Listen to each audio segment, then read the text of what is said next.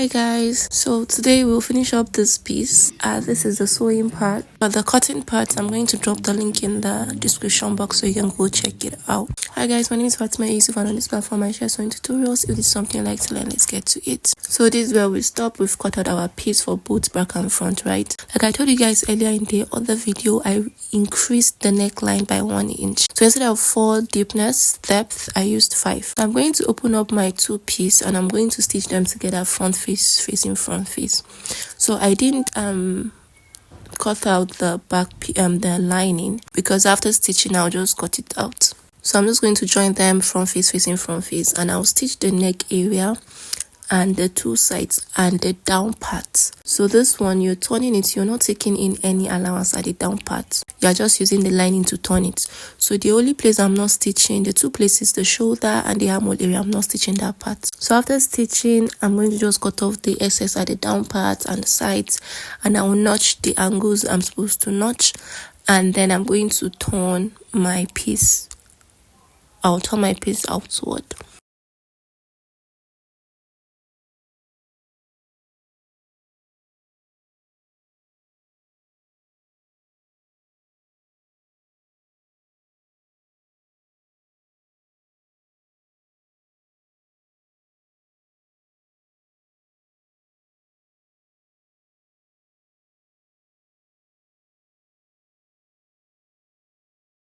And then while turning, you need a sharp object. I always make use of my scissors so that you can get the pointed, a very sharp edges at the pointed part. So that's what you just need to do. And please, if you want to put that, you can put that. Even if you don't want to put, if you don't want to use that, you want it to bring out shape more, you can use corset loops at the back. I feel like it's going to bring out shape more, and that will also be okay for this. Making use of that will be fine and perfect for this piece. So after doing that, I'll go ahead and do the same thing for the 2 back piece also, and I'll give it a very good iron press, right? So we left the shoulder on stitch. We are going to use that to join the 2 shoulders together laterwards, right? So this is one of the back piece. I stitched the way I stitched the front piece, and I just cut off the excess. So these are the 2 back piece. Because of the zip, you need 2 pieces at the back. So I'll just go ahead and join them together, front face facing front face, and I'll stitch 1 inches, and that's going to be for my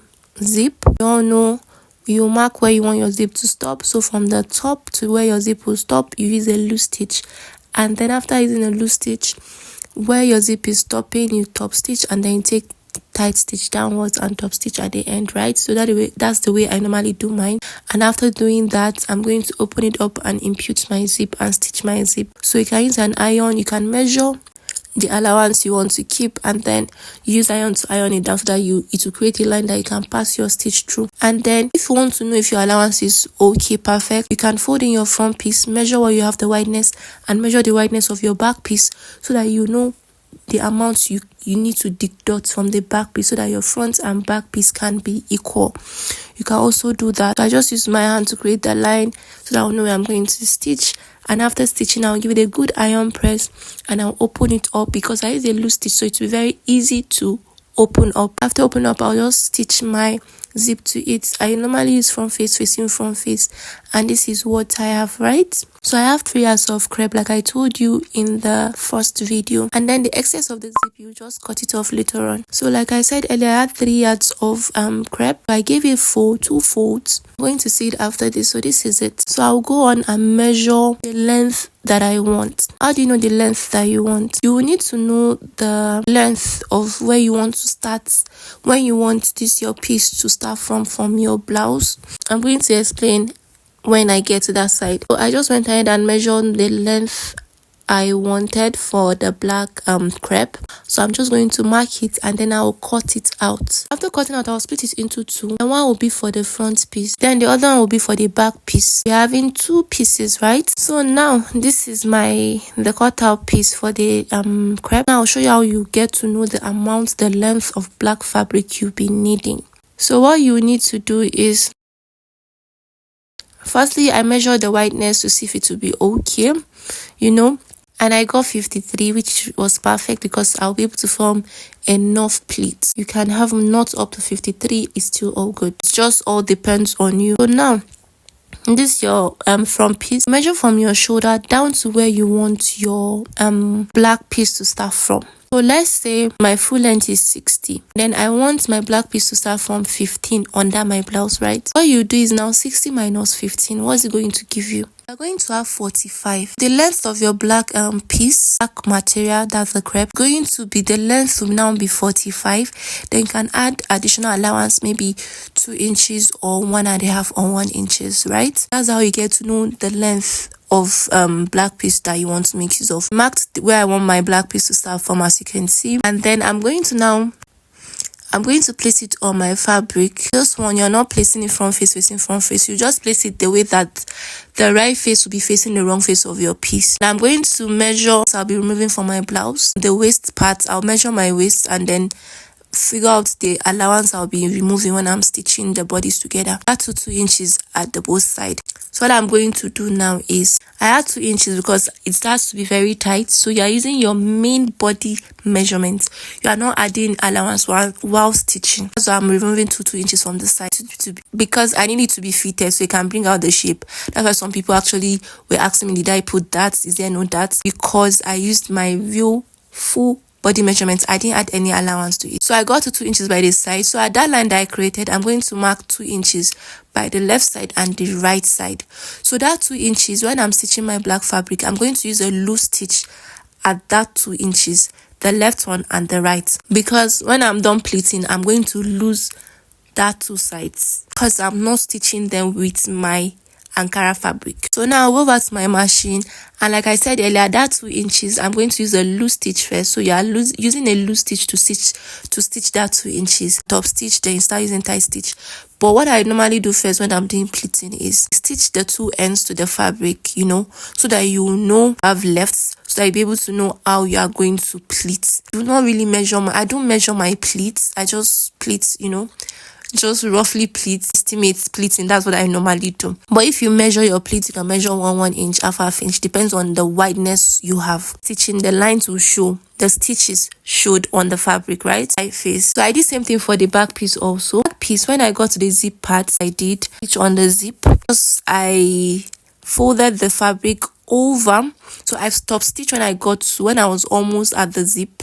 And I folded the fabric over, and then I went to the other side and I started pleating again. When you watch the video carefully, you understand what I'm trying to explain. I normally do rough pleating for mine. Stitching is I didn't video that part. I'll be using bias later on to cover that stitch that was showing at the right face. Felt like you can actually do the pleating on the lining. It might be a little bit confusing. This is my bias to cover up the stitches that were showing at the front face for both back and front piece. So after pleating, you see those lines, I'm going to use my bias to cover them all up.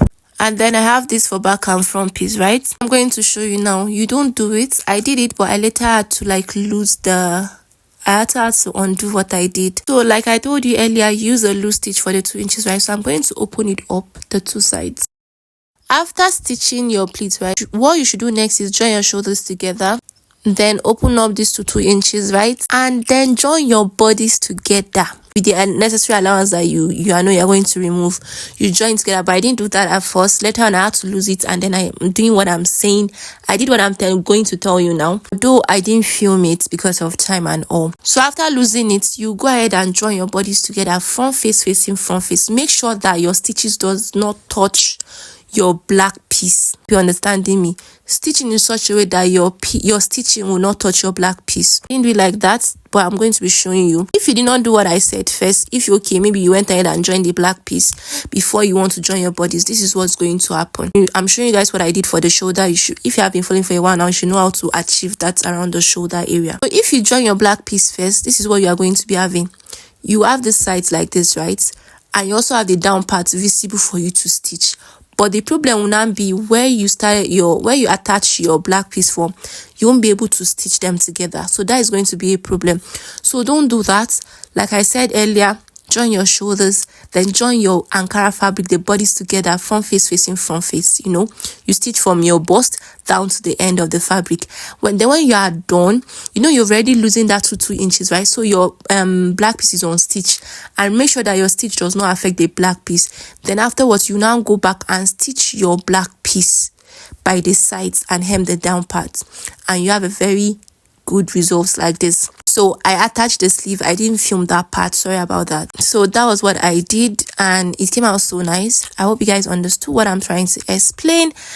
And please, with me, this tutorial, like I told you earlier, I didn't really want to post it because people were asking for it. That's why I decided to post it and edit it. So the final result, it was a gown, right? This was it, and you also see it how it looks on me. It as a gown. Then after some days, I started to remove the down part. My stitching, you know that to remove the down part will be very easy. Remove the down part and remove the bias, and I'm wearing my own piece again as a top. The top you can pair it with a trouser, palazzo trouser with a straight skirt, circle skirt. You can make it as a blouse alone without the down part. It's also going to be fine. You can add corset to the back. That's corset loops with the rope. And if you want to, princess bustier, it is going to be fine now with princess bustier. Fine. So guys, that's the end of this tutorial. Thank you for watching. If this video has been helpful, don't forget to give me a thumbs up, like, comment, subscribe, and turn on the notification bell. Bye guys.